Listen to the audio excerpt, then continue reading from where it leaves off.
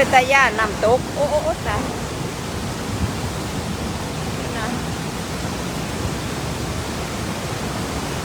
นี่ลึกน้ำตกเลย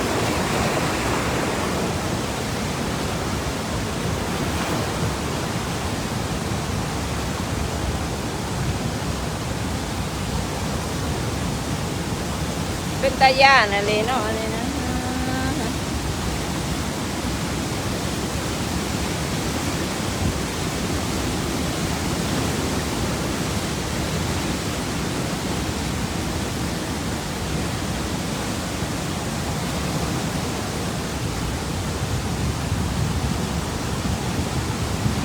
มอนมอนมาเดินมาพี่นะโอ้ตายว้าย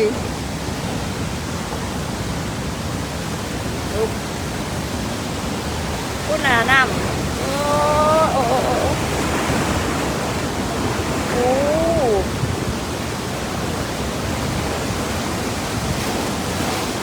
ตกลงนี่บ่รอดรอดยาก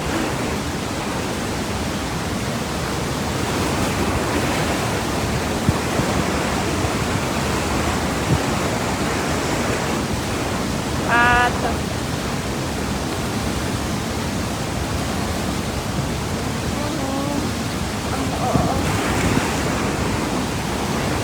ไหลก็บอกบดจ้าเสือหน่อยนะ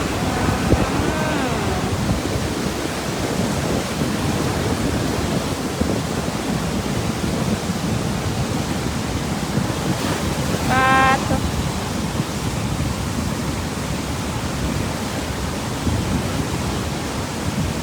อย่างไปเบิ่งบ่ได้ตกอย่างนี้ก่อนเนาะ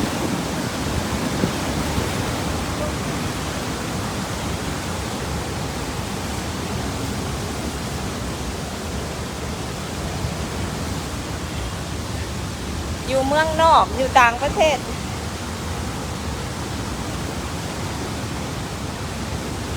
คันยกโกดิไหนโอเค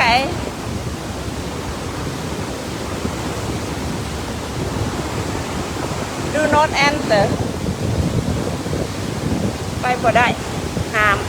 โอ้ตายตายตายตายตายตายตายตาย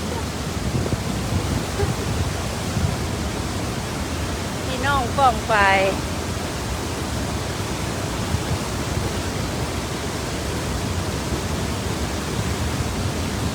บ่พี่อยู่ยุโรปพี่เด้อบ่แม่นอยู่ออสเตรเลียเด้อ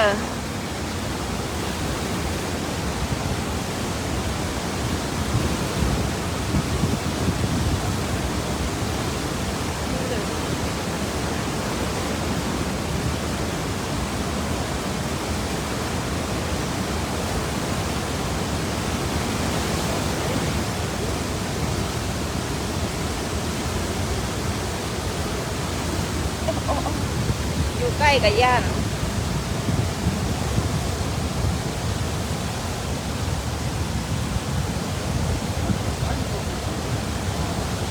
ตายเมืองได้น้ำมันอย่าง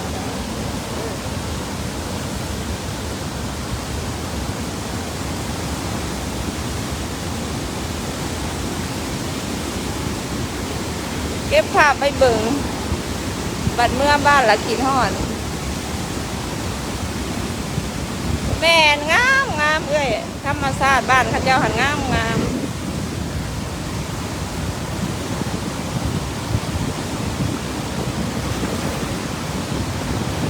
พูดหนามันลงมาแต่พูดนะ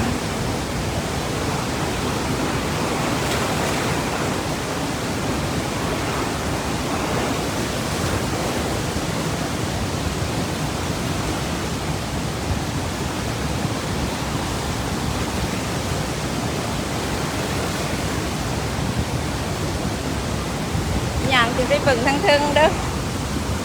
ก่อนมันตกนะ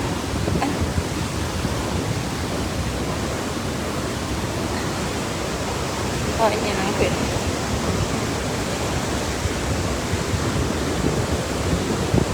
มาเบิ่งทั้งเทิงสิ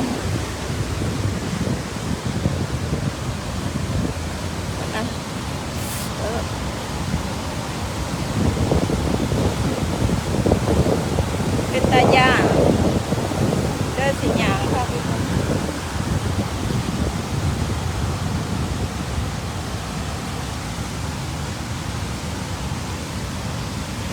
เก็บภาพไว้เบิ่งบัดยามเมื่อบ้าน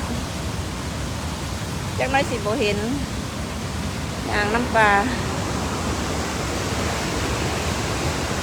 ไปเบิ่งใกล้ๆกันเด้อโอเค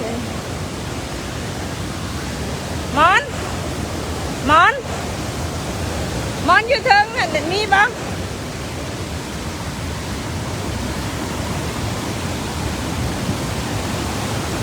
ป้าปอนนี้แห้งเป็นตาย่าน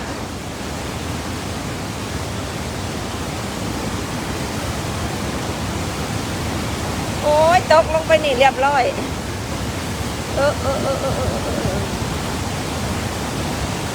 ป้าไม่คงถึงนะ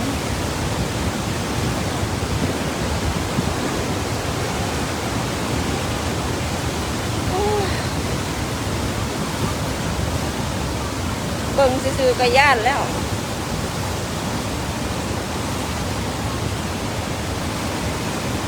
สู้ไม่ได้อยู่พี่เด้อ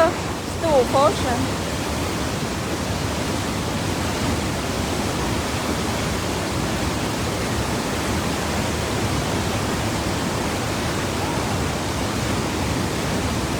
ย่างไปเบิ่งทางนั้นกันเด้อ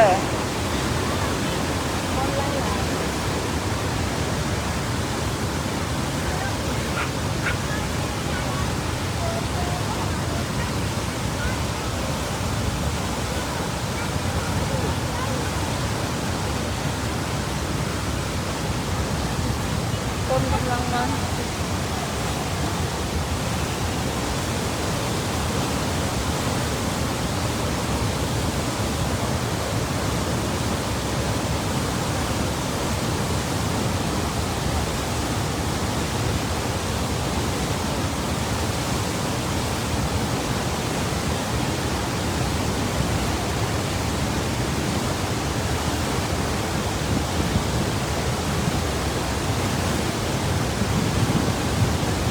เป็นตาย่านอะไรเลยสำคัญผัดเพลงบ้านเฮาผู้แหละนี่ก็ได้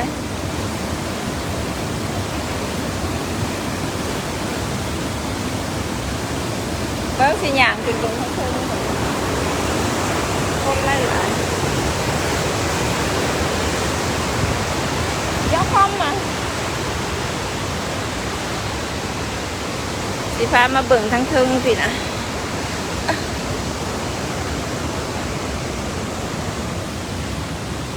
มันลงมาสิมีแต่ก้อนหิน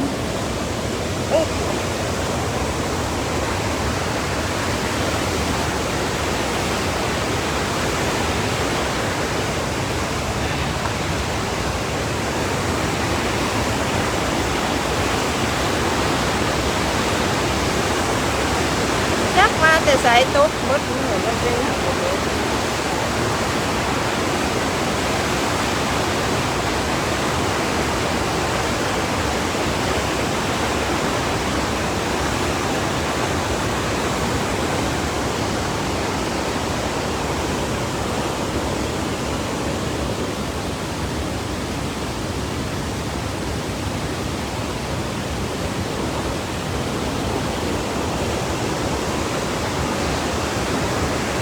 จนบินหัวยอด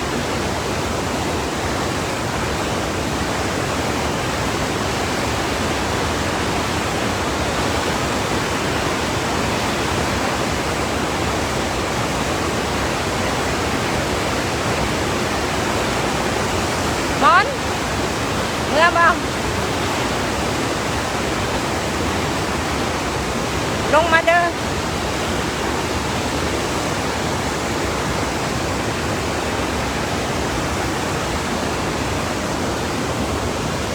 ตัวใหญ่อันนี้นะ